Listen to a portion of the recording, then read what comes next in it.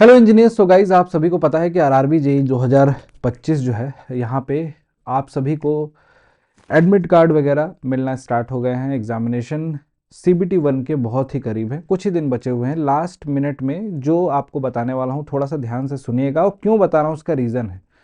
Important document की तो बात करूंगा, उससे पहले मैं आपको कुछ बता दूं क्यों ऐसा मैं डिस्कस कर रहा हूं आपसे। देख सकते हो मैंने जितनी बार भी आरआरबी के एग्जामिनेशन दिए हैं, देखो यहाँ पे ये तो अभी सीबीटी 2 का एडमिट कार्ड है। सीबीटी 1 ऑब्वियस सी बात है क्लियर हुआ होगा तभी सीबीटी 2 का एडमिट कार्ड आया होगा। ये तो अभी रिसेंट वाला पिछला वाला एग्जामिनेशन जो था उसका है। यहाँ पे देख सकते हो, यहाँ पे लिखा भी हुआ है सीबीटी 2, ये मेरा ही है, ठीक है। और नेम वगैरह देख सकते हो, फोटोग्राफ देख सकते हो।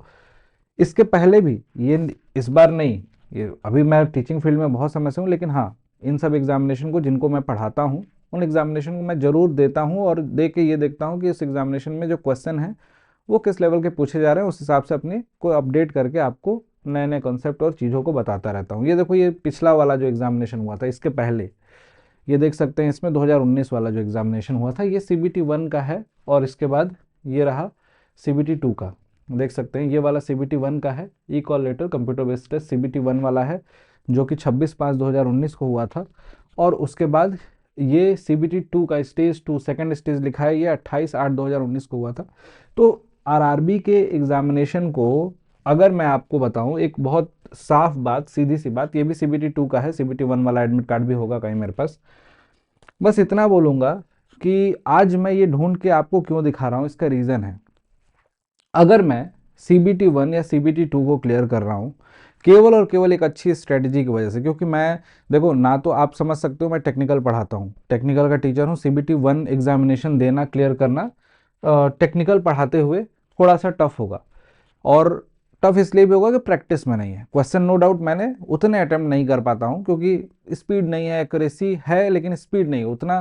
पेपर को अटेम्प्ट करने के लिए आपको प्रैक्टिस करनी पड़ती है, ठीक है। फिर भी सीबीटी 1 क्लियर हुआ है, हर बार हुआ है, और प्रॉपर जनरल कैटेगरी से क्लियर हुआ है। तो ये भी नहीं बोल सकता कोई कि कोई रिजर्वेशन होगा इस वजह से आपका निकल गया होगा, सर तुक्का लग गया होगा, कुछ नहीं। और मैं यही बात आप लोगों को भी बोलता हूँ कि अगर आप सही स्ट्रेटजी को फॉलो करोगे एग्जामिनेशन से पहले तो आपका भी एग्जामिनेशन निकलेगा।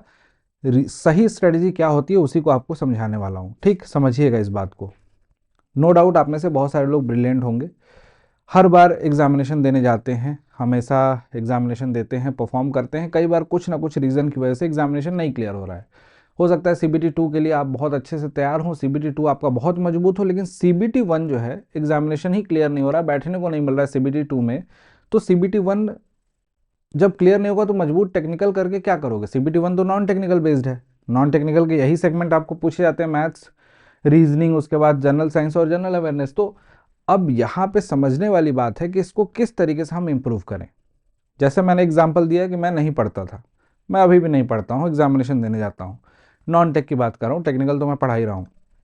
नॉन टेक्निकल एग्जामिनेशन क्लियर करना बड़ी बात नहीं है। यहाँ पे फोबिया अगर अंदर है, डर है अंदर, ये है कि नहीं होगा तो क्या होगा, ये सब ज़्यादा माइंड में चल रहा है, तो एग्जामिनेशन मैं आपका जानता हूं कि खराब होगा। एग्जामिनेशन हॉल में जाने से पहले बस यही थॉट नहीं आना चाहिए कि नहीं होगा तो क्या होगा। नहीं वाला जो है ना थॉट आने के साथ ही आपका 50% आप अपने आप को कन्विंस करने लगते हो कि नहीं होगा मेरा, है ना।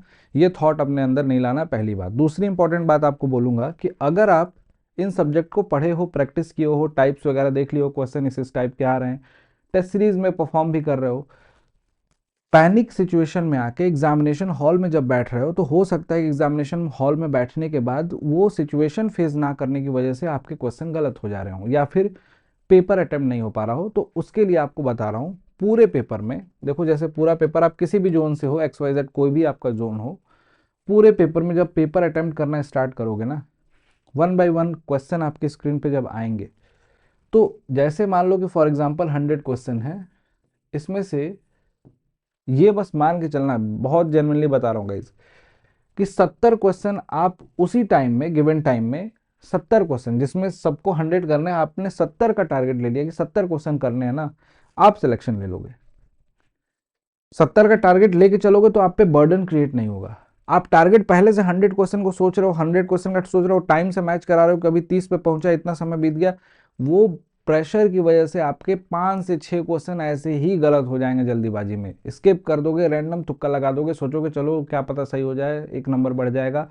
ये थॉट पूरे पेपर में कभी नहीं आनी चाहिए। सिंपल सा मुद्दा ये होना चाहिए कि पेपर शुरू से लेकर लास्ट तक देखूंगा, जहां पे लगेगा कंफ्यूजन, जहां पे लगेगा कि प्रॉब्लम आ रही, जहां पे ऐसा फील हो रहा है कि साला क्वेश्चन जो हम कर रहे हैं, क्वेश्चन देखते के साथ ये फील हो रहा है कि यार प्रॉब्लम में फंस जाऊंगा तो उलझ जाऊंगा, उन क्वेश्चन को तुरंत हटाओ, उन क्वेश्चन को तुरंत स्किप करो। अगर ऐसे क्वेश्चन को आप स्किप कर रहे हैं तो भी आप लगभग लगभग 20-22 क्वेश्चन स्किप करके लास्ट तक पहुंच जाएंगे। नुकसान जो फेस करते हैं स्टूडेंट एग्जामिनेशन हॉल में, उनको क्या फेस करना पड़ता है मैं आपको बता रहा हूं। जैसे आपके पास एग्जाम्पल के तौर पे क्वेश्चन है 100, आप प्रॉपर अटेम्प्ट कर रहे हो, जो जो आपको आ रहा है उन सबको अटेम्प्ट करते हुए चल रहे हो, जो नहीं आ रहा वही बस छूट रहा है आपसे, तो ऐसे केसेस में टाइम कहीं ज्यादा लग रहा है, टाइम कहीं कम लग रहा है, आप 70 तक ही पहुंच पाए, 70 क्वेश्चन तक ही पहुंच पाए। अब 70 क्वेश्चन के बाद 71 क्वेश्चन देखा ही नहीं, उसके बाद 30 क्वेश्चन आपने नहीं देखे, 70 क्वेश्चन में पूरा टाइम खत्म। 70 में 70 अटेम्प्ट तो किए नहीं होगे, 70 में कितने अटेम्प्ट किए होगे, बहुत ज्यादा अगर मैं बोलूं तो 55 अटेम्प्ट किए होगे, 15 स्किप कर दिए होगे, 55-56 अटेम्प्ट किए होगे। एक्यूरेसी अच्छी होगी, बहुत नो डाउट अच्छी एक्यूरेसी होगी, टाइम दिया आपने, थोड़ी सी एरर के चांसेस हर एग्जामिनेशन में होते हैं, वो कितना होता है 10%, मिनिमम 10% का फॉल्ट आप पकड़ के चलिए कितनी एरर हो जाती है। हाँ बहुत ब्रिलियंट हो तो वो भी नहीं होगी, लेकिन 10% में मान लो 5 क्वेश्चन यहाँ पे आपके चले गए, 5 क्वेश्चन यहाँ चले गए तो आपके लिए वो नुकसानदायक हो जाएगा।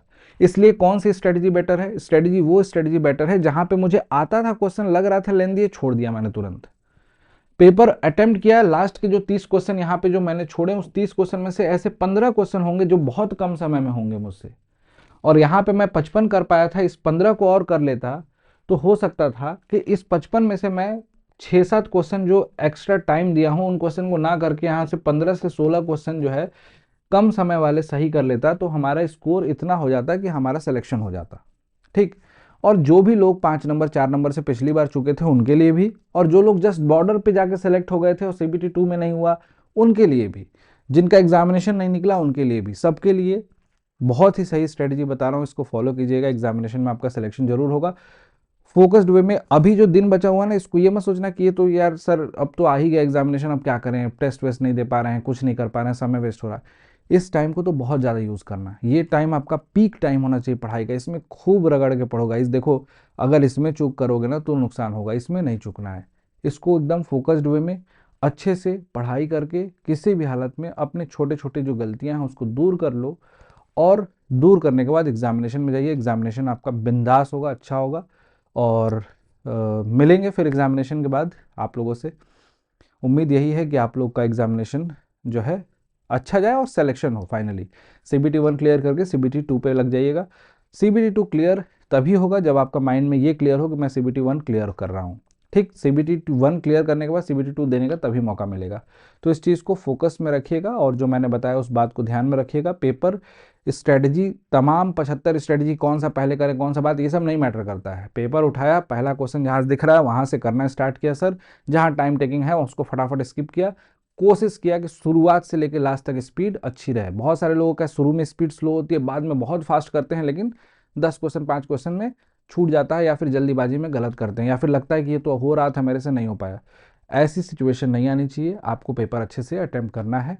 टाइम आपके पास उतना ही है जितना आपके दोस्त को मिल रहा है, प्रैक्टिस थोड़ी सी ज़्यादा किसी की होगी, थोड़ी सी कम, सही स्ट्रेटजी से पेपर अच्छा कर सकते हो। ठीक है, ओके, ऑल द बेस्ट, और पढ़िए अच्छे से, जब तक एग्जामिनेशन नहीं हो रहे हैं अच्छा होगा एग्जामिनेशन। Thank you.